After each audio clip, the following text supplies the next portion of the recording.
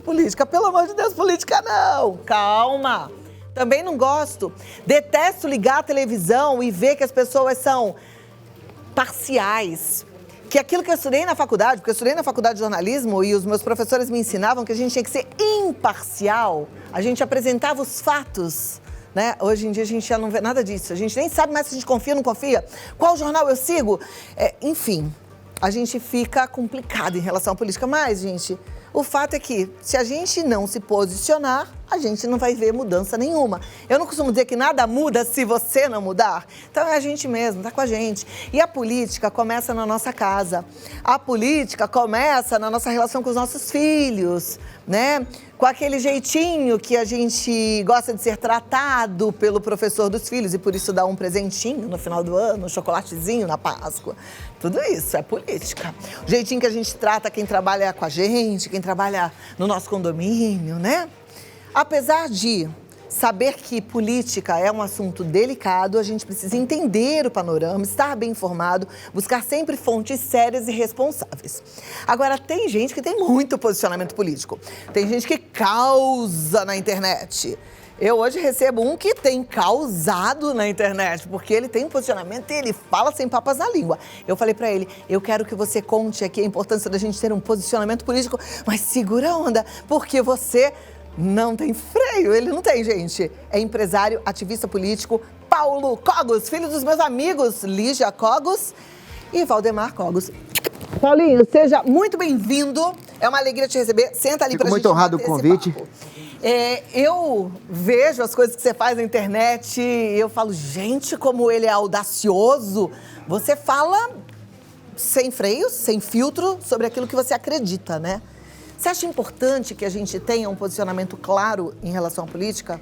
Sem dúvida. Eu falo o que falo na internet porque a sorte persegue os audazes. Isso não vai ser uma sorte nessa vida, vai ser na próxima. Nós temos que tomar uma posição. É essencial. Bom, mas você não acredita em próxima vida porque eu sei que você é super católico e você acredita na ressurreição, não é isso? Sim, na vida eterna. Na vida eterna. Tá joia. Por isso que eu tô tão honrado de estar aqui nesse canal. Obrigada. A sua mãe sempre fala que você é uma pessoa muito religiosa, né? Que você é daqueles que vai à missa todo domingo e participa e levanta as bandeiras, inclusive, das coisas que você acredita também na parte religiosa. Agora, como é que nasceu esse amor pela política? Bom, quando eu fui educado pelo meu avô, homeschooling até os 7 anos, eu falava muito de política com meu avô. Porque ele tomava posição e ele não tinha um partido definido, ele não tinha ideologias. Ele buscava o que é certo. Agora, ele não era imparcial, porque ser imparcial é uma pretensão. Eu sou imparcial em relação ao quê? Nós temos que buscar o que é certo, buscar o ser, buscar aquilo que é absoluto. Então, não dá para ser imparcial se nós estamos buscando a verdade, né? Eu digo que como jornalista a gente aprende a ser imparcial porque a gente não está ali para catequizar ninguém, a gente está para mostrar a notícia, né? E é muito complicado a gente ir para a televisão defender um lado ou outro. Eu entendo que as pessoas podem ter visões diferentes. É que quando a gente acredita em algo, a gente nem muito entende por que o outro não acredita, se aquilo faz tanto sentido para nossa vida. Mas cada um tem a sua própria verdade, pelo menos é assim que eu penso. Eu diria que o jornalista, ele toma partido dos fatos. Porque existem 3 verdades, né? A verdade de um, a do outro e a verdade em si. O jornalista tem que tomar o partido da verdade em si, né?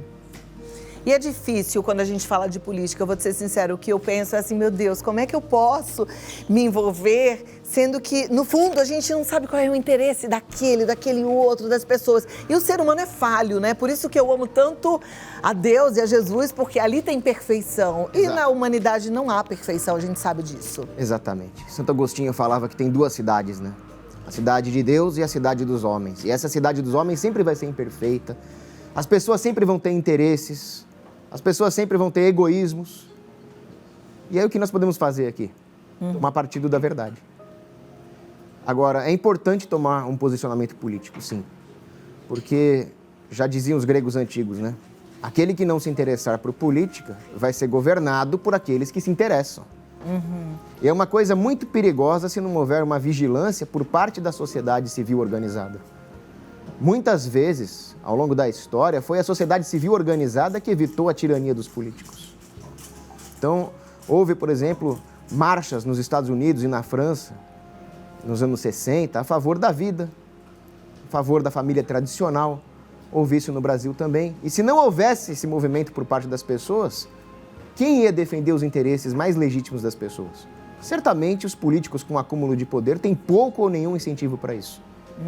A única forma de vigiá-los é com uma atitude cívica e uma vigilância constante das comunidades locais. Como é que a gente faz essa vigilância? Como é que você acha que a gente pode se envolver com a política de forma limpa? Aí nós temos que fazer uma distinção, uma diferenciação que no Brasil se perdeu. Uma coisa é o Estado, outra coisa é a nação. A nação é composta por tudo aquilo que nos torna humanos. Língua, cultura, laços familiares, laços de amizade, laços comerciais, de negócios, parcerias comerciais. Tudo isso compõe a verdadeira fibra de uma nação. As governanças, né? E hoje em dia, infelizmente, aí o Estado moderno, que eu sou contra, eles, quando muito, podem em algum grau representar essa nação. Mas eles têm que servir essa nação, não o contrário. A nação não está a serviço deles. Houve uma inversão com o positivismo, com várias doutrinas modernas, né? De que esses burocratas iam trazer princípios que eles mesmos estabelecem e impõem em cima da nação.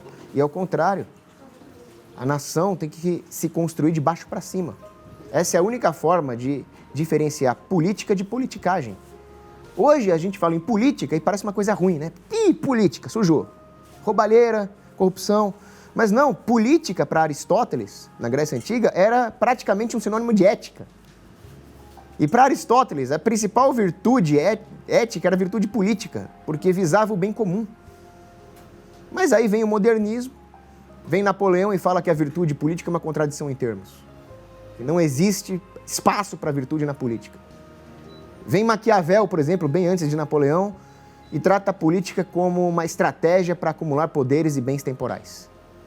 Isso é uma deturpação da concepção antiga e medieval de política, que era a busca do bem comum. E uma busca por bem comum, um posicionamento moral, é um dever de todo cidadão racional. Hoje a gente tem muito medo de se posicionar, com raras exceções. Paulinho Cogos é um que a gente não tem medo nenhum, ele se posiciona de forma muito livre, muito franca. Até mesmo para deixar a mãe dele numa saia justa daquelas, que às vezes ele deixa. Acontece.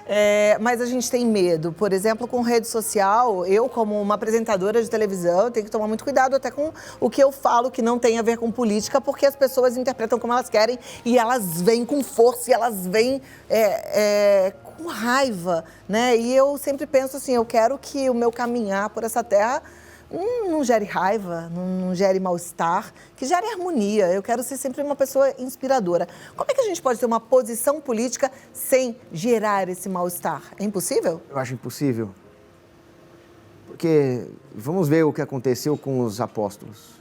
Dos 12, 11 morreram de forma não natural, foram perseguidos e mortos. E eles não falaram nada muito polêmico de política, eles só falaram a verdade que eles aprenderam com Cristo. E foi o suficiente para eles serem mortos. Então, uma virtude que a gente tem que ter é coragem. Nós vamos ter posições que vão desagradar o mundo. Então, a coragem é o principal, é a base de todas as outras virtudes morais.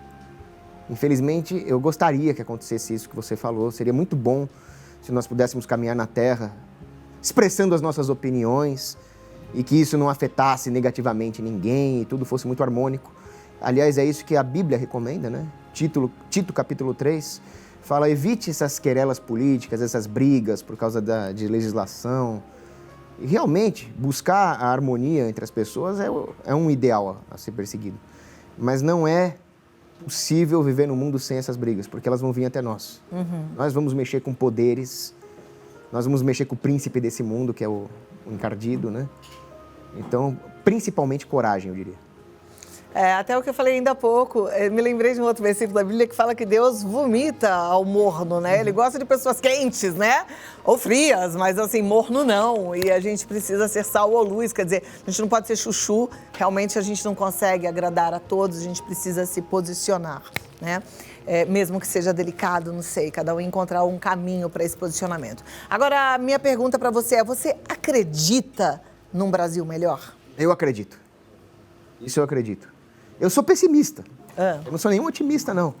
Mas eu acredito que o Brasil tem todo o potencial para liderar o Ocidente de volta a uma restauração dos valores conservadores. Porque o mundo inteiro está em chamas, né? Olha para a Europa, toda a degeneração moral que acontece na Europa, as guerras que estão acontecendo no leste europeu, a dominação de partidos comunistas em vários países do mundo. E o Brasil ainda consegue se segurar num continente onde outros países já estão caindo nas ideologias vermelhas, né? Então o Brasil tem tudo para recuperar essa vanguarda do Ocidente. Ele foi construído assim. O Brasil é resultado de uma verdadeira cruzada.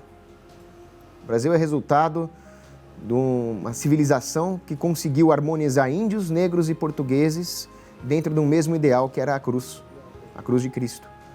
E tanto isso é verdade que índios, negros e portugueses se juntaram na Batalha de Guararapes para forjar as raízes da nação. E hoje, se for para o Brasil levar aquele conceito medieval de justiça das gentes para o resto do mundo, ele tem que assumir essa responsabilidade. Então, nós brasileiros não devemos ter uma síndrome de vira-lata, de achar que os Estados Unidos é melhor que nós, na Europa assim que é bom, na Suécia assim é que é maravilhoso. Não! Nós temos uma raiz histórica, cultural, linguística, étnica, maravilhosa. Algo que ninguém vai tirar de nós. É só melhorar algumas coisinhas na política e economia que nós podemos ser, sim, uma potência. E você acredita que dá para melhorar algumas coisinhas na política e na economia, apesar do todo? Olha... Em quantos anos, vai? Fácil. Para ser mais prático, em quantos anos? Eu não gosto de fazer previsões quantitativas, mas eu estava até brincando de discutir isso com um amigo meu, Fernando Quioca, do Instituto Rothbard. Eu falei, bom, imagina que nós implementássemos as políticas econômicas corretas no Brasil. Em quanto tempo o Brasil ultrapassaria a Suíça em renda per capita? Aí nós chegamos à conclusão que seria o tempo do capital de longo prazo atingir uma maturidade, 6, 7 anos. Mas isso num cenário ideal político, né? Nós sabemos que isso não vai acontecer. Então, eu acho que mais interessante do que pensar em quanto tempo o Brasil poderia virar uma potência, seria fazer o que o Chesterton fala. Transformar o nosso quarto, a nossa família, numa potência espiritual, numa potência moral. A partir disso, olha para a sua comunidade, olha para o seu bairro. O que você pode fazer na sua comunidade? Quando nós menos esperarmos, nós vamos ter mudado a política brasileira. A partir do pequeno, a partir do local. É isso mesmo. Que lindo. Começa em nós. Começa Exatamente. Na nossa casa. Você tem uma mãe muito forte. Ele é filho da doutora Lídia Cogos, que a gente aprecia, está sempre aqui com a gente, do doutor Valdemar.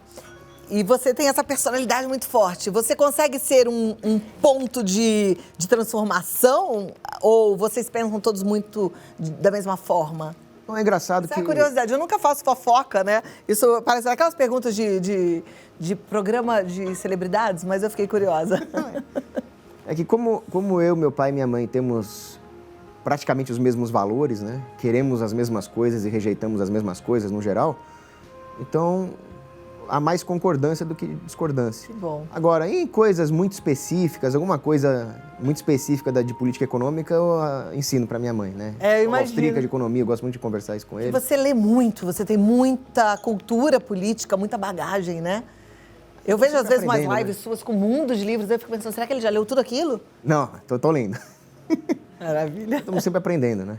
Paulinho, um recado final, a gente está chegando no nosso tempo final de entrevista, mas eu queria que você deixasse um recado final. Você já deixou tantos recados lindos, eu sei que temos recortes aí para a gente guardar no nosso coração, depois editar, disparar, porque é realmente a mudança que a gente quer ver no mundo e tem que começar em nós, né? Mas o que você gostaria de deixar aí para essa turma que está se assistindo? Um recado final, eu diria o seguinte: se nós lermos a Bíblia, Romanos 13, nós vamos ver uma exortação de Paulo, submeter-se às autoridades. Que autoridades são essas? São as autoridades que vêm de Deus. Um soldado só pode obedecer um capitão se o capitão estiver sendo patriota. Então, sim, se nós queremos reinar com o Rei dos Reis, temos que nos submeter a todas essas autoridades intermediárias. Mas a partir de um momento em que uma dessas autoridades intermediárias não mais se submete à justiça dele lá em cima, aí entra Santo Agostinho. Leis injustas não são leis. Então, essa é a ordem. Se submeter ao que é justo e se rebelar contra o que é injusto. Muito bem. Muito obrigada. Não sei se eu posso falar, mas parece que você vai ser alguma coisa aí na frente? Está pensando em uma carreira política? Eu sou pré-candidato. Ah, é? A provavelmente deputado estadual. Tá bom, então a gente vai te acompanhar nessa, né, gente? Deixa eu passar aqui o contato do Paulinho. Quem ficou curioso, porque ele realmente é uma pessoa de muito posicionamento, vai lá, segue Paulo Cogos, tá certo? Paulo Cogos no YouTube, Ocidente em Fúria com Paulo Cogos. Joia. Meu canal no YouTube. O Instagram tem que digitar tudo, @Paulo Cogos, tudo junto, até o último S, porque tá com shadow ban. O que é isso? Shadow ban é quando eles não te banem, não te expulsam da rede, mas te escondem. Não deixam as pessoas te acharem lá. É horrível isso. Tem isso? É um tipo de censura. E a gente tá sofrendo muitas, né? Muitas. E eu fui expulso do Twitter anteontem. Eita! Era a minha 11ª conta. É isso aí. A gente tem que ficar de olho aberto, né? Porque a Vamos. gente quer um país melhor. Paulinho, muito Cláudia, eu fico obrigada. muito honrado, Obrigada muito por obrigado ter pelo vindo. convite. Muito bom te receber. E Deus abençoe vocês. Amém. Que Deus te abençoe e te dê sempre muita sabedoria. Amém. Obrigada.